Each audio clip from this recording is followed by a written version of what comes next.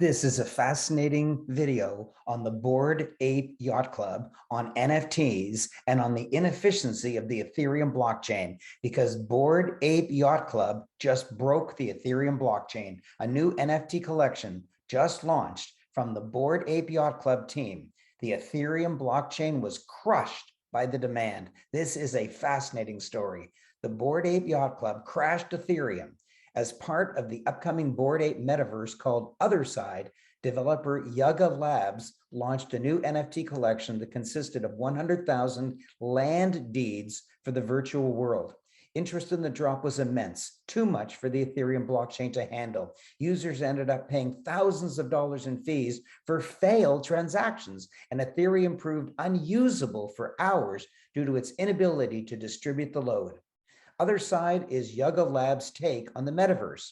It'll be a virtual world made up of 200,000 plots of land, which will be purchased, owned, and traded as NFTs. Land being sold as NFTs is a confusing concept, but traders are hoping land in heavily frequented metaverses will prove ultra valuable. Imagine owning a building in the center of a game like Fortnite and being able to do what you like with it. All that land is being distributed in two waves, 100,000 last weekend and another 100,000 soon, rewarded to those who, quote, contribute to the development of Otherside over the coming months. There's already a precedent for this. Virtual land was sold for millions of dollars in metaverses like Decentraland and Sandbox. With the Bored Ape Yacht Club being the most successful NFT collection ever, by the way, it costs about $370,000 to buy into the club now. The Otherside land drop was earmarked by many to be the biggest in the history of NFTs, and boy, was it ever big. Each plot of land costs $5,846 or 305 apecoin, a currency Yuga created for its metaverse, which was valued at $19.17 per coin at the time of the sale. Otherside land deeds sold out immediately, netting Yuga $320 million. Virtual land speculators hoping to flip a profit were grinning. Secondary market sales on OpenSea, the biggest NFT marketplace, now stands at $23,000. That's 8.7 Ether. What a raise in price. It was a huge success for Yuga Labs' bottom line, but not necessarily for its reputation or for blockchain technology in general. The NFT launch was riddled with issues that highlight all the inefficiencies entailed by cryptocurrency trading. Let's start with gas fees.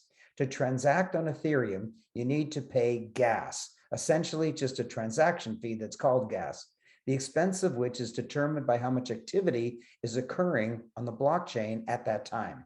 Gas fees between $10 and $100 are typical.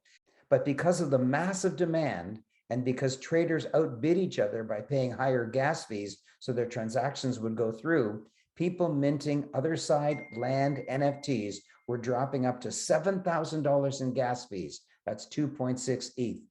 One punter spent $44,000 on gas to buy 2 plots of land, 4 times the amount spent on the NFTs themselves. Oh my gosh.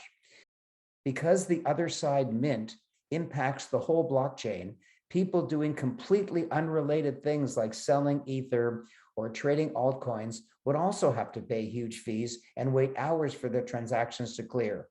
Someone tweeted a picture of them trying to send $100 in crypto from one wallet to another, and it required $1,700 in gas fees. That is absolutely crazy. What a strange event. Now, this is the worst part. Worse are those whose Otherside transactions failed. Because the amount of people trying to buy was greater than the supply of Otherside NFTs, not every attempt was successful. Typically, failed transactions cost about $30 in gas fees, which is painful enough. Because gas was so insanely expensive, these failed transactions ended up costing some people thousands of dollars to not get their NFT land. Over $175 million was spent on gas alone. Ethereum's blockchain has a deflationary protocol that burns most ETH spent on gas. So much of that $175 million is now simply gone. Yuga Labs said in a Twitter statement that it would refund those failed transaction fees, and then it may develop a whole new blockchain to run the metaverse activities. Ethereum is a notoriously inefficient blockchain, with others like Solana and Tezos being much cheaper and less environmentally damaging. Others argued that the fault isn't with Ethereum, but with the way Yuga Labs set up the sale and the inefficiency of its own smart contract. So there's a lot of bickering back and forth. Needless to say, it didn't go the way anyone wanted.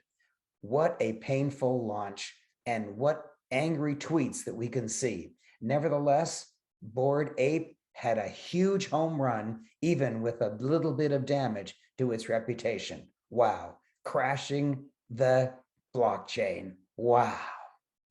You are now much wiser than you were just a few minutes ago, and I love you.